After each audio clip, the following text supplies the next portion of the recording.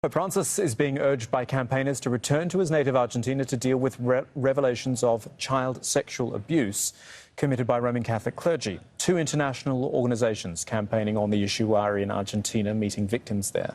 They are calling for clergy involved in abuse to be removed from office and then prosecuted. Daniel Schweimler reports from Buenos Aires. These are victims of abuse by Catholic Church clergy.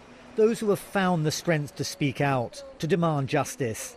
They say there are many, many more who are still too traumatised, still summoning up the courage to talk. For 10 years, I could not speak about what had happened to me. Throughout my adolescence, I could not put it into words. I couldn't ask anyone for help. Sebastian was 13 years old when he was sexually assaulted by a priest at his school. He did finally manage to name his abuser, who eventually was tried and jailed. Our testimonies, our voices and stories in public stimulate and energise other victims to lose the shame, to feel that they can share and take a step forward. The tide, he says, is turning in Argentina and around the world. Activists from the United States are in Argentina to meet victims, to share experiences of a global scandal.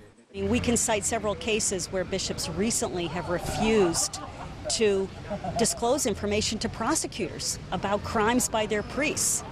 And they can get away with it here because they operate with legal impunity.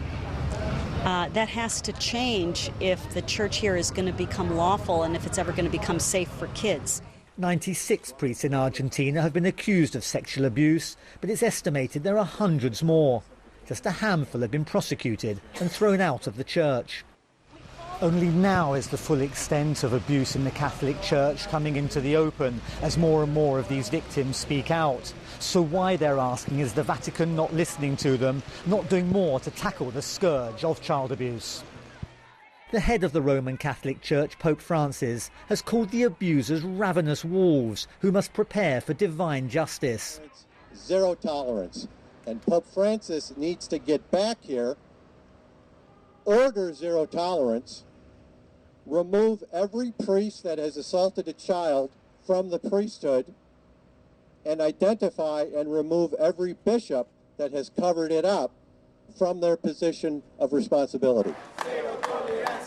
Their message is that if he can't tackle the issue in his own country, which he's not visited since he became Pope in 2013, he won't be able to deal with the scandal in the rest of the world.